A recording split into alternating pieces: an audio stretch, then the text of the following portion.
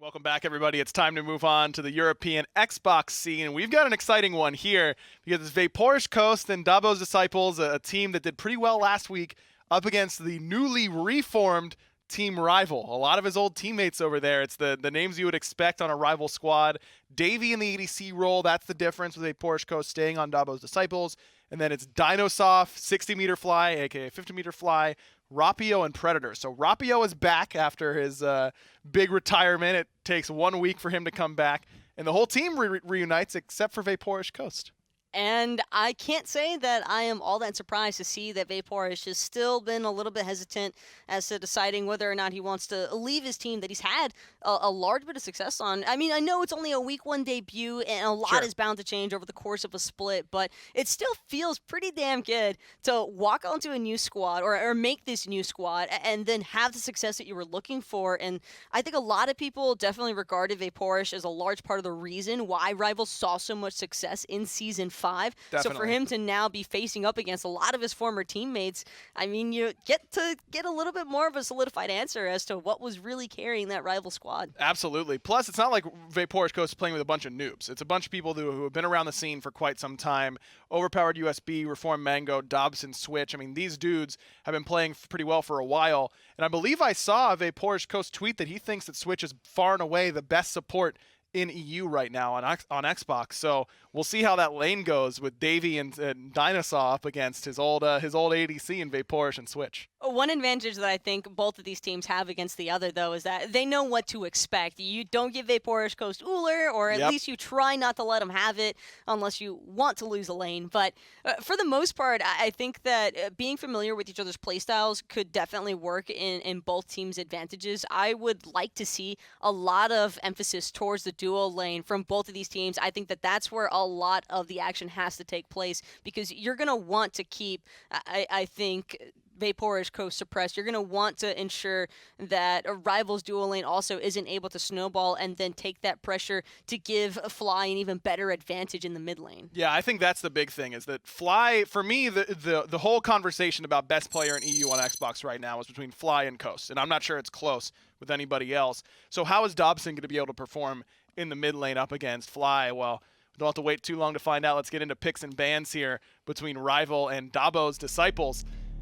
And their logos are pretty similar, I will the name. say. You know what? I kind of like it. You know, Coast with kind of the callback still has the purple. It's a little bit lighter now, but, you know, he used to be a part of it and now has his own sort of squad. Rival in that first pick slot. Guan Yu has definitely risen recently in his value, and for good reason. I think Guan has been really, really good for a while now. And the same could be said for Vimana. Ever since his recent buffs, I think that a lot of teams have really been liking using this baby, not only for his big baby form, but he just has so much dive potential. It's so incredibly annoying and frustrating for hunters especially to deal with. So I am loving the focus towards removing some of these early game warriors that I think would provide a lot of interruption towards the hunters. Agreed. Again, let Coast do whatever he wants in the team fights. Don't worry about the warriors that are diving in. But I also like the Zeus ban here from Dobbo's Disciples, taking that out of the hands of Fly, and Rival immediately taking away a comfort pick for Coast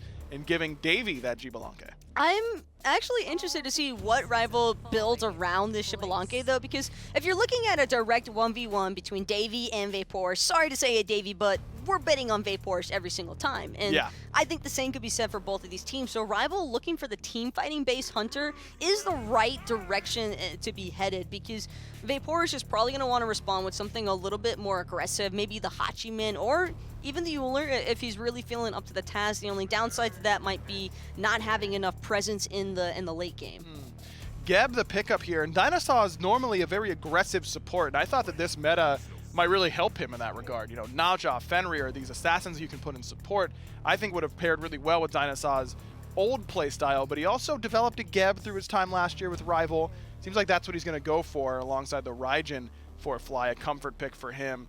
It seems like Fly hasn't really valued Hera very much. Played last week as well. Don't think he ended up picking that and Dobbo's Disciples lock it in pretty early. A pretty strong first three. Hera, Bacchus, Artio is something that you should probably be pretty happy with in your first three. I think Fly might have also felt like they needed a little bit more early game pressure here to kind of match that from Dobbo's Disciples. You're looking at Hera, Bacchus, Artio. Those are three of some of the best early and mid-game gods that Smite has to offer right now, if you ask me. So to get them all in the same composition, your front line is solidified. Hera can still be a positive attribute towards that front line as well because of the Argus. And so when I look at Rival in comparison, Xbalanque, Geb, you're not going to really see a whole lot of action there unless something absurd happens, I think, or there's a ton of early game focus towards that dual lane. But Xbalanque, Geb won't be present really until the 30-ish minute mark, or I'm talking late game here. So Rival had to have some form of entryway to make that early game go their way, and I think the Raijin is the proper response for that. And Dobbo's Disciples really doubling down on the early game pressure that they're going for with this Bakasura. It's a pick that Rapio likes to take, so I like it overall. Ratatoskr's there to try and give some help to that dual lane, so I think they will need it in the early stages. And if I'm on Dobbo's Disciples, I'm just giving Ko something that can play aggressively, level 1, level 2, get those early purple buffs, because there's no way that Xbalanque Geb is going to outpush anybody. It's just a matter of if you can secure that buff early on. But there is a slight possibility, too, for this to be a Xbalanque Kuzenbo dual lane. Sure. Also lead the Geb for the solo lane there. See if Predators maybe wants to take his chance with Guardians. But Cernunnos, I mean, we were talking about pressure, and I think that the GOAT just has to come into the discussion here. I am liking seeing what Rival have done, though, with their draft. It beautifully execute, or if they are able to execute this, I think it will work out perfectly for them. A lot that I think can really shut down a Hunter here and shut down the Bakasura as well. I agree. This one's going to be a lot of fun to watch, but who you got? Do you think Coast is able to take it over his old team in Game 1? I'm going to give it to Dobbos for the first one. Okay, we'll see if Coast can prove who the real carry of Team Rival was. Game 1 coming up. Thank you so much, Aggro and Taco on the desk. Joining you on the broadcast is going to be myself, Hindu, and of course, Anatoly. Welcome to game number 1 between Rival and Dobbo's Disciples.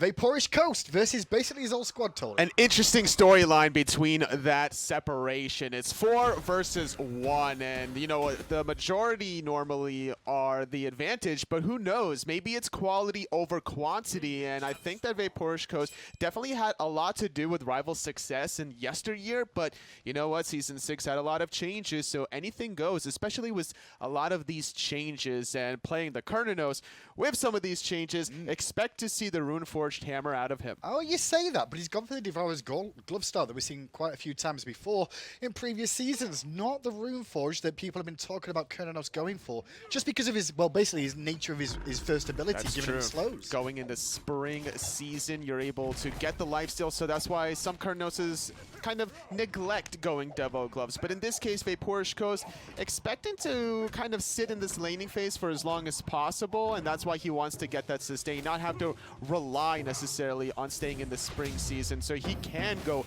that winter stance, get the slows online, and then maybe pick up that Runeforged Hammer as the game progresses. Well, Bacchus started off with extra potions this time round as well, just to make sure he can keep himself sustained in the lane for Switch here.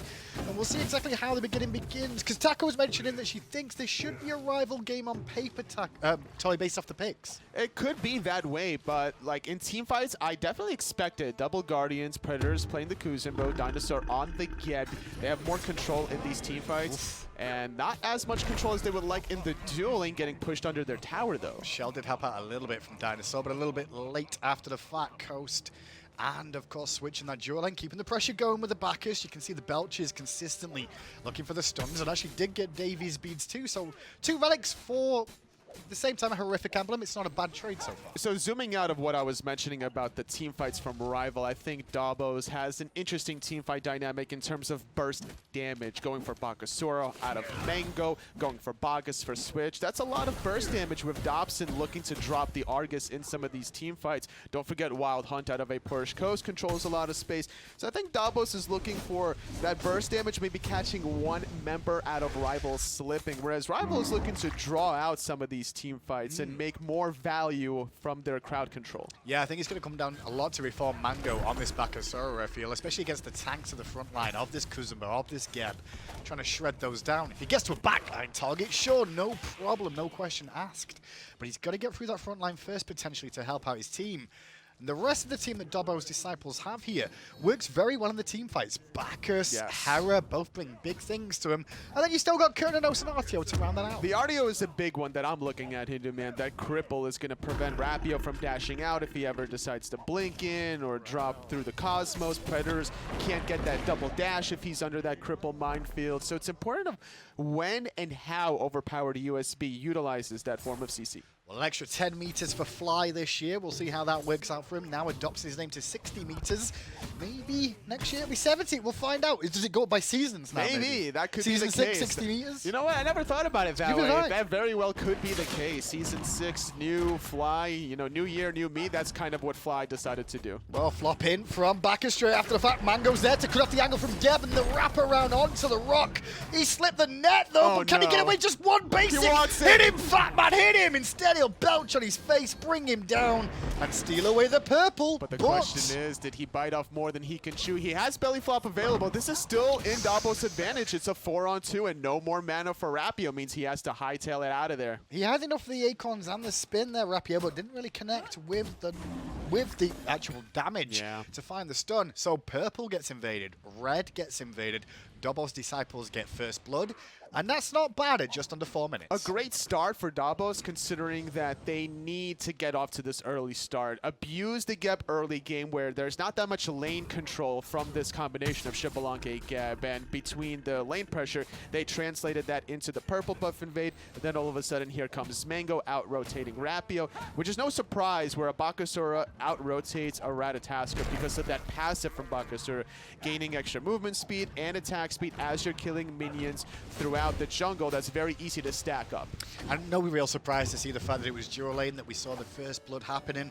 A lot of aggression in the dual lane at the start, just lately, Toli. Kind of following up what happened in Season 5 too, where junglers look for a couple of early cheeky picks around the purples, around the reds. Despite the Totem of Ku being the new introduction for Season 6, the focus primarily in competitive play, whether it's Console League, Minor League, or Pro League, is still going to be around that purple and red buff. It's just more valuable throughout because you have more members contesting that. So if you win that skirmish, you're going to control those 2-minute respawn timers. You're going to deny that golden experience from your opponents, and more importantly, get it for yourself. Dobson in the mid lane playing this Hera has finished the Book of Toth now, so the stack's already coming through.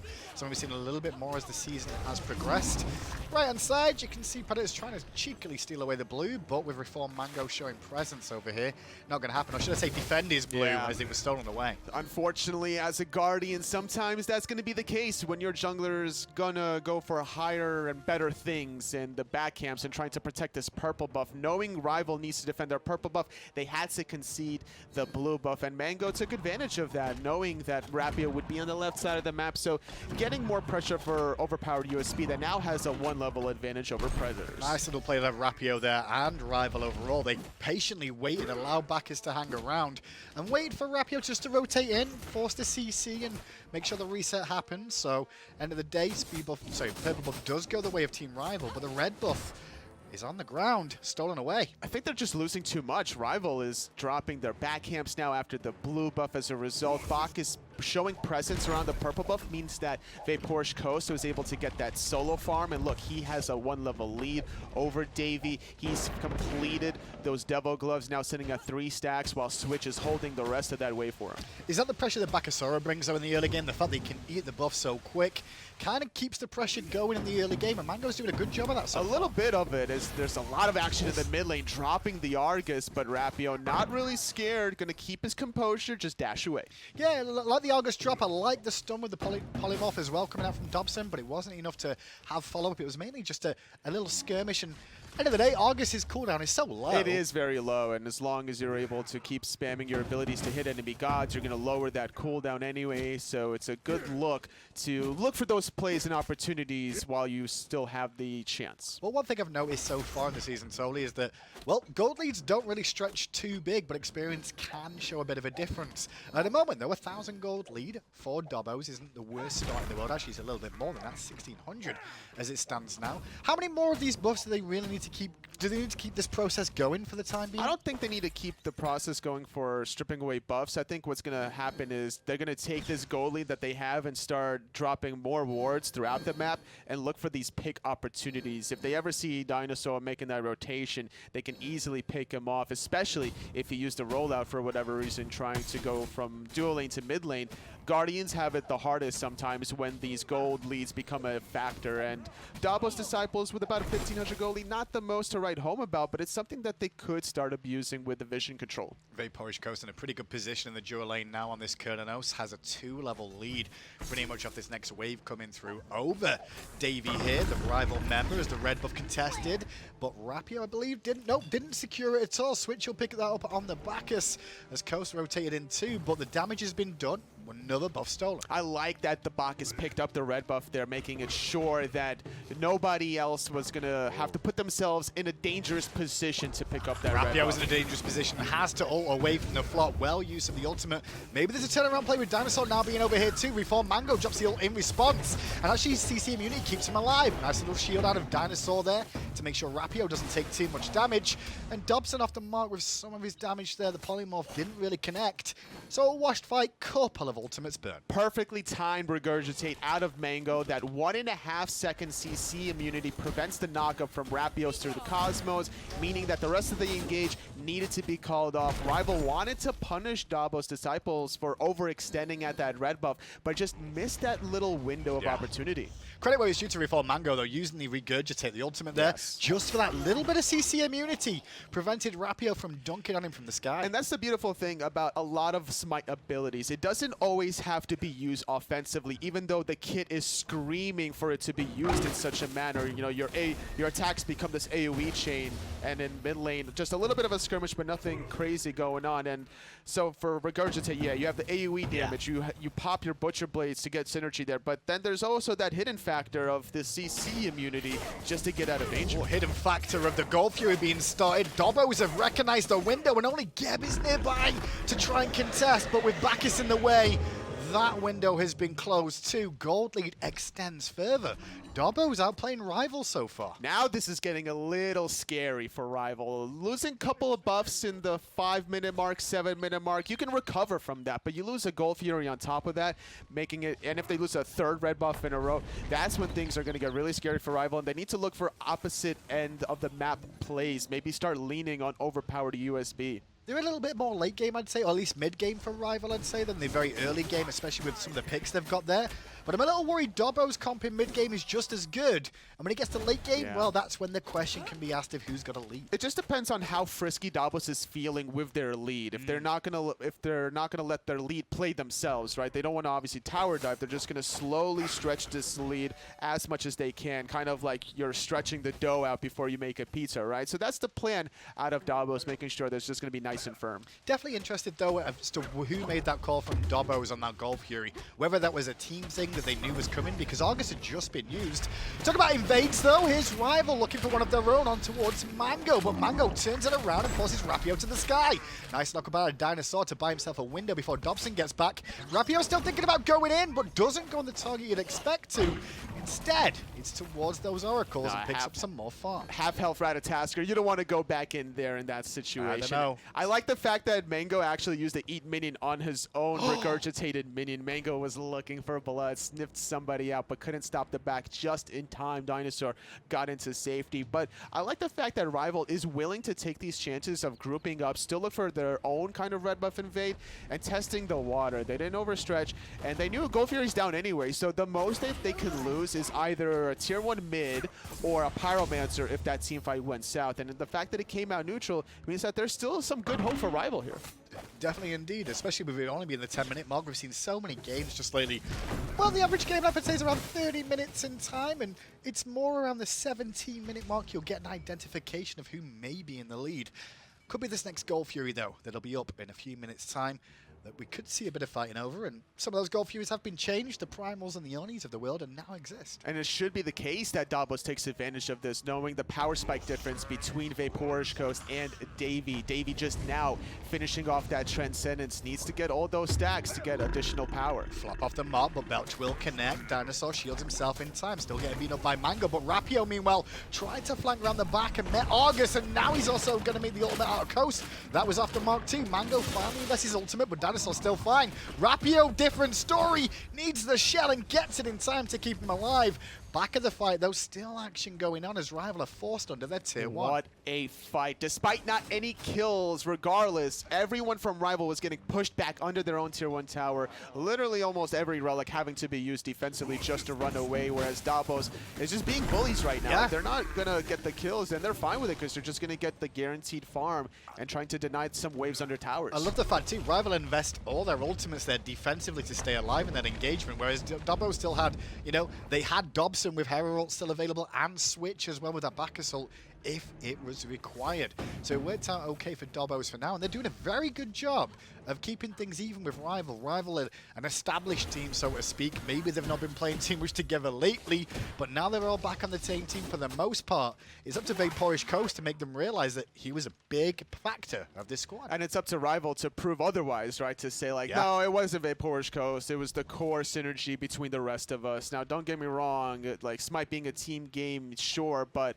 there definitely has some merit behind, not necessarily a star player, but a player that just keeps everyone glued in together. I'm not saying DineOhSaw was that player for Rival specifically, but there are players out there on other teams such as the Pro League. So Rival's got a bit of a build in mid lane now for Flies. He's got his Spear of Desolation on, sorry, Spear of the Magus online for now, so a bit more penetration to go with the cooldown boots. At the moment, it'll be a bit of a power spike, but Dobson's even further ahead, I'd say, in that mid lane with a fully completed Book of Toss and moments away from completing some of his pen. And Dobbo's actually going to realize a window again with Bakasura. Perfect. Stealing away the Pyro. Perfect. Pyromancer sneak, knowing Gold Fury was still not available for the moment. Rapio landing down. He's going to get rooted in place. Argus is going to create some havoc. Not good news whatsoever. Rapio was level 12 there as well. Don't think he'd been back to base to get his relic just yet. As the rest of Rival were kind of positioned around the Gold Fury, but didn't have the exact timing. That gold is about to spawn now, and already Dobbo's disciples on the rotation, ready to contest or even steal it away. The thing is, if you don't reset the Gold Fury timer, you need to call out when Gold Fury goes down, add 5 minutes to that marker, and then just reset. Knowing that everyone was on the right side of the map, it was a good idea for Dobbos to force out Pyromancer with Gold Fury still down. Tell you what, totally, though, that timing, 50-meter fly was at half health there in the mid lane, couldn't come in to contest the Gold Fury, and Dobbo disciples recognized that window and exploited it. Just sent Switch over there to make sure the dual lane doesn't get involved.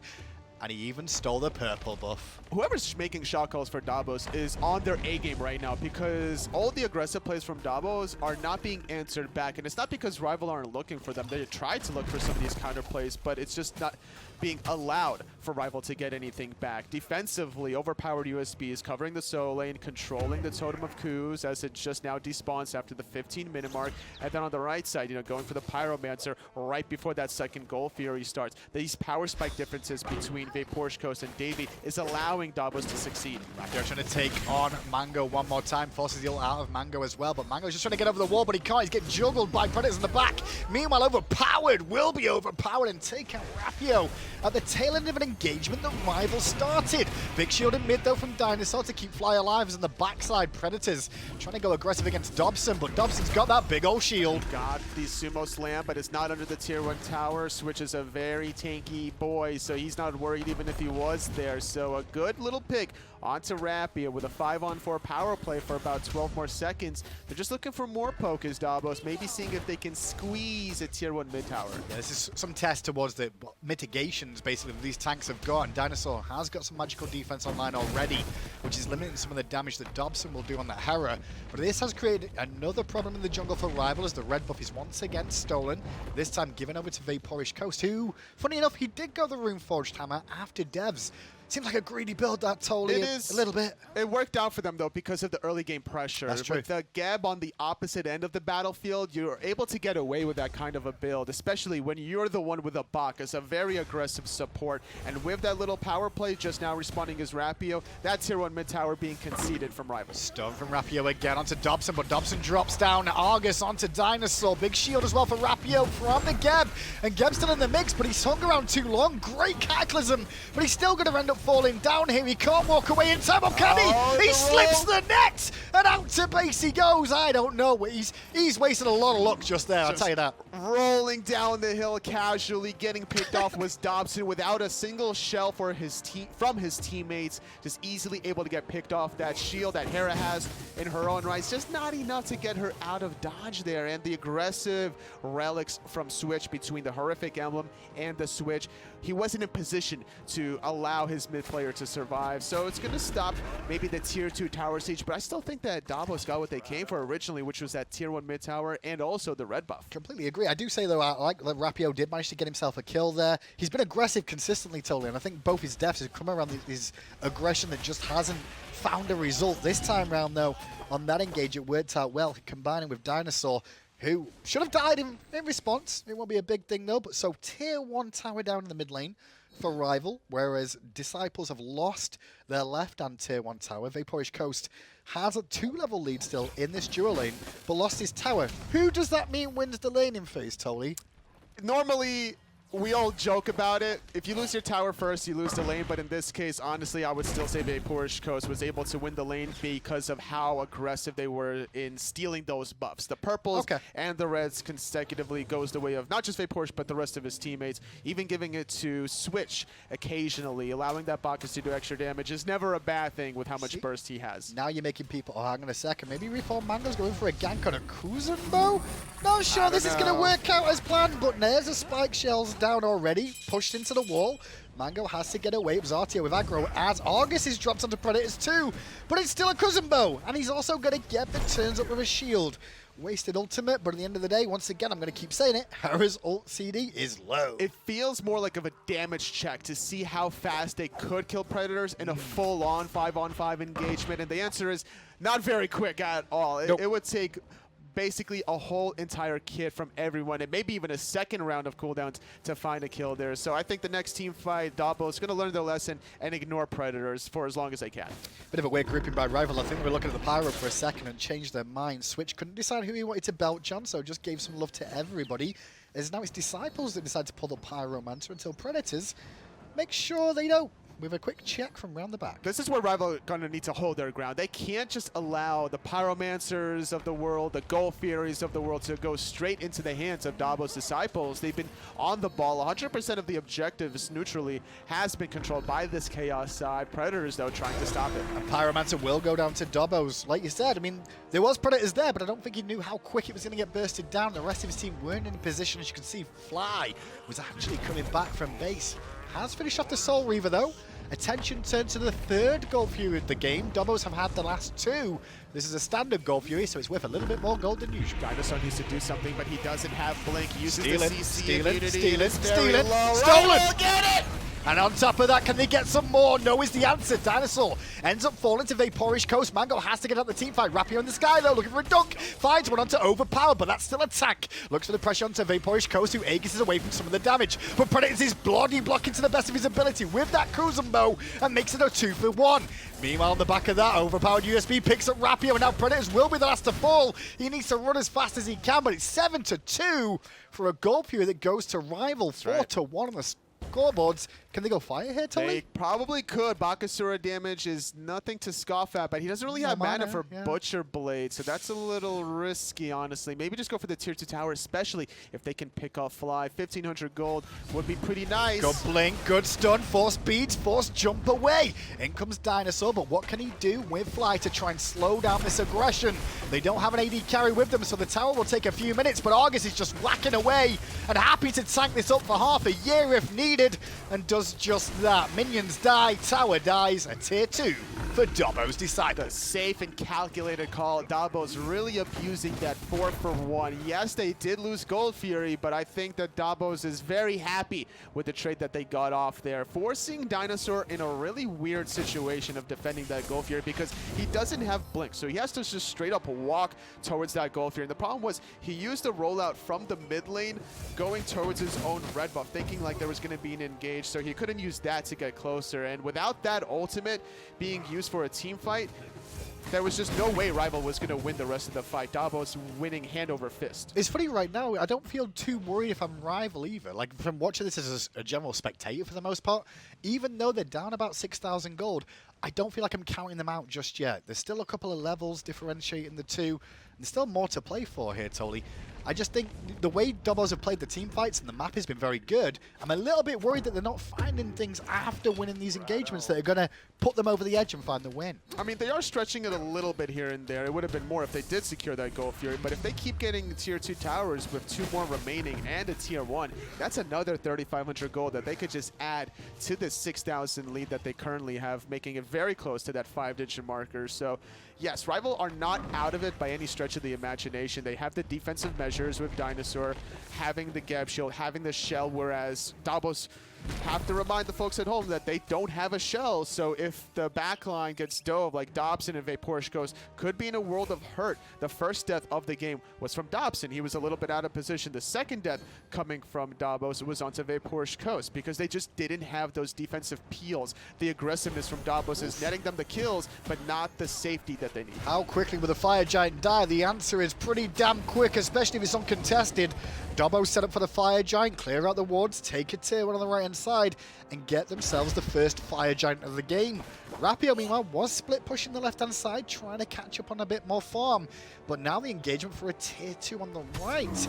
This should be another free tower for them. So this is one way that Dobbos is going to stretch this out. I don't mind the play from Rapio either. Just a split push on the left-hand side. Whatever they can get, honestly, is going to help out Rival, especially if they can get Fly with a red buff for this next Phoenix Siege. Rapio having a global ultimate means he's easily going to be able to get out whenever he can. In fact, I would have almost liked to see Rapio commit to that tier 2 tower because he is a little tanky. A lot of health from the Runeforged Hammer, Masamune for the extra protections. I think he would have, or at least invest into more shots. Like that tower is still at what, 10% health? That was a guaranteed 1,500 gold. Well, the good news is the left-hand side, I mean, with that still being standing and pushed out a little bit more, it gives Rival a bit more of a window to set up for when Dobbo's Disciples go aggressive again.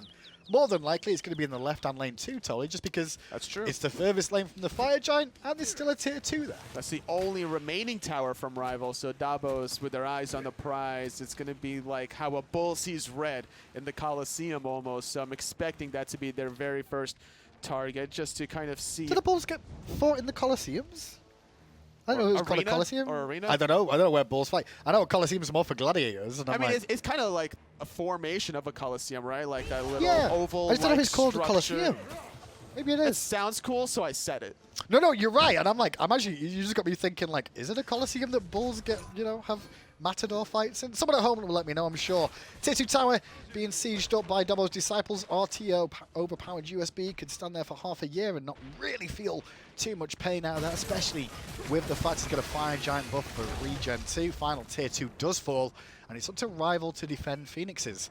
Their defense, Tolly, isn't the worst in the world from Rival. It's not the worst. It could be better if there was a blink from DineOhSaw, but wanting to have Sprint and Shell, I understand the logic there as Dobbo's Disciple gonna split the map here. Looking at the right side, Mango trying to go in the mid. I love this call as well because Mango, I don't think anyone can really keep him in check. The tanks can stand there for a second, maybe Predators, but you want him to make sure that Vaporish Coast and that Cernunnos doesn't make a big impact either. So instead it's on Fly to keep the lane clear on this middle lane and stop Reform Mango from getting in. But don't forget, he can still regurgitate if need be, and there it is! He's gonna go for it. He has to see immunity, so he's not gonna get taunted, even eating a minion to stay alive. And now with that, tier 1 on the left falls down. Mango gets a kill 2v1 technically in the mid lane. and the whole rest of his roster jumps towards mid. Blinking from OverPoweredUSB and the Artio to make sure the damage dealers are out of the fight. Rapio to the backline with the Kuzenbo. Do pick up Vaporish Coast, but August is still terrorizing everybody. He's just pounding away at Predators. That health shield keeping him up as long as possible. Can't say the same for DineOhSaw. Switch finds that one. Second Phoenix of the game goes down to Dobbos. Are they smelling blood in the Titan, or are they going to keep it safe? And so far, very methodical play from Dobbos, not overstretching. Really like how Dobbos have played game one so far. Rival definitely on the back foot. Maybe a lack of playing together has hurt them. Maybe a bit of overconfidence knowing how good they were last year. Mixture of all. I think it's a little bit of a mixture, but I think the biggest point to take out of this game is you don't want to give the enemy team such an aggressive duo lane while also having one of the most passive duo lanes at the same time. That's true. And Geb anything, honestly, is very passive in the duo lane, so just get a more aggressive support. But the problem is, does DineOhSaw play aggressive supports? I'm not sure. I know his mentality is more of like, help my backline, which makes sense as him playing the Geb, which is what he's strong at. I think that's the one thing with Dobbo Disciples' composition here is that they all dive in. Artio does, Bacchus does.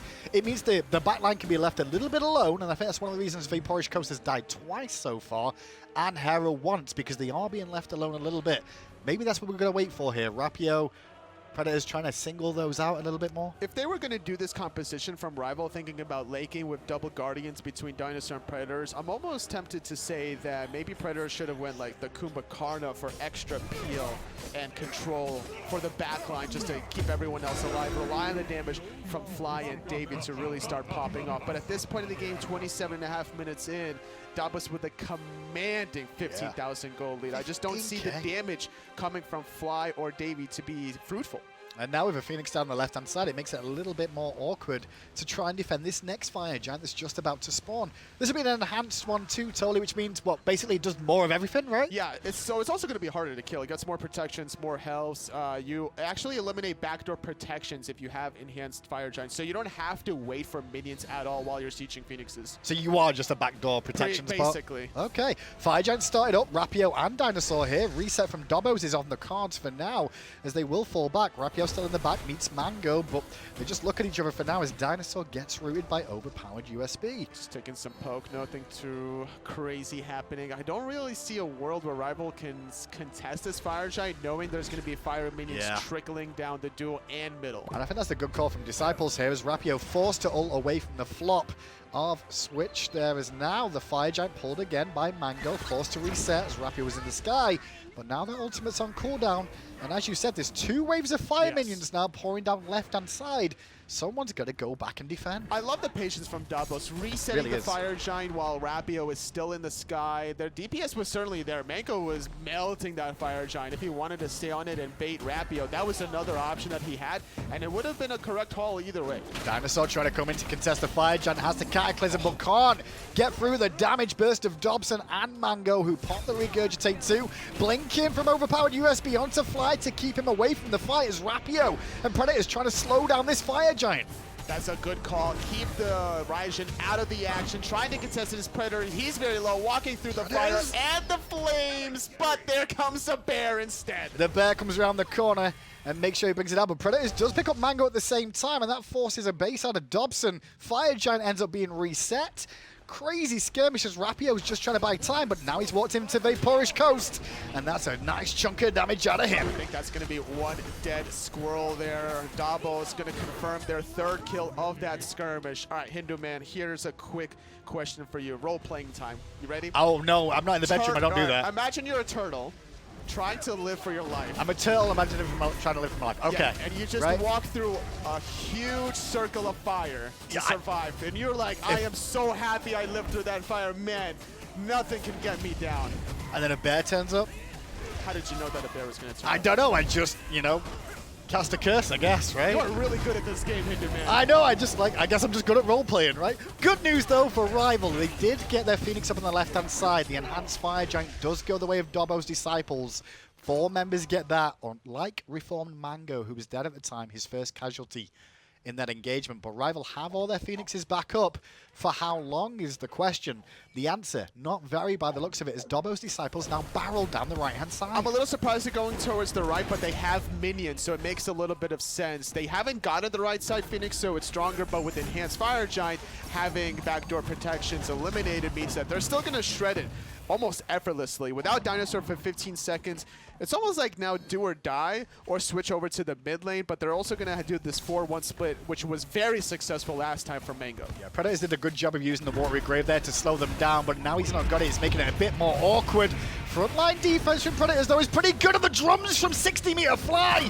It did a lot of damage, but where did Mango come from? Fly just found out too little too late as Argus slaps him on the back of the head. A lot of damage between those two players, finding the right side Phoenix. OverPoweredUSB gets out safely unless Rapio says something about it. The blink baits, and now the Rat is in trouble. Spin to win on the spot.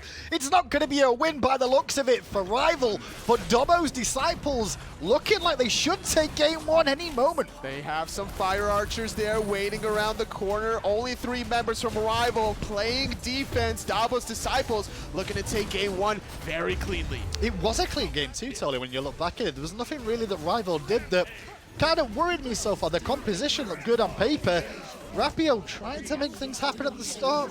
But at the end of the day, I think the Bakasura Bacchus combo, Yes. the double Bs caused too many problems. That's true, and the Cernunnos as well for Vaporish Coast. He was able to get his power spike online. The Devil Glove Rush was just outpacing the Transcendence coming out of Davey. With the Geb on the support side, it wasn't enough to defensively save his purple and red buffs. So you trade the Geb out for, what would you trade the Geb out for? Najas, the Fenrir, Yeah, okay. something that's just Aggression. going to be more early game focused, that's going to hold their own from level 1. Well, it's a tricky performance there for Rival, falling down that first game to Dobbo's. Let's see how the desk broke that one down. Vaporish Coast gets his revenge, at least in game one. Dobbo's revenge, Dobbo's Disciples, I should say, though. Maybe they could rename after that game one. They looked really good, Taco. We were worried about Dobson versus Fly.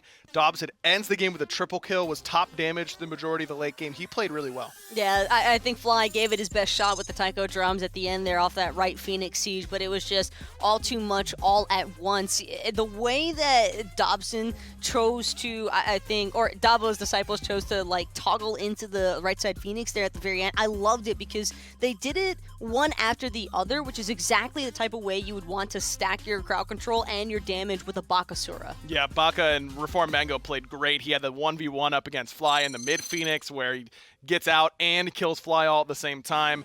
It was just really, really cleanly played, I think, by Dobbo's Disciples. They had a lot of really, really good objectives in the early game.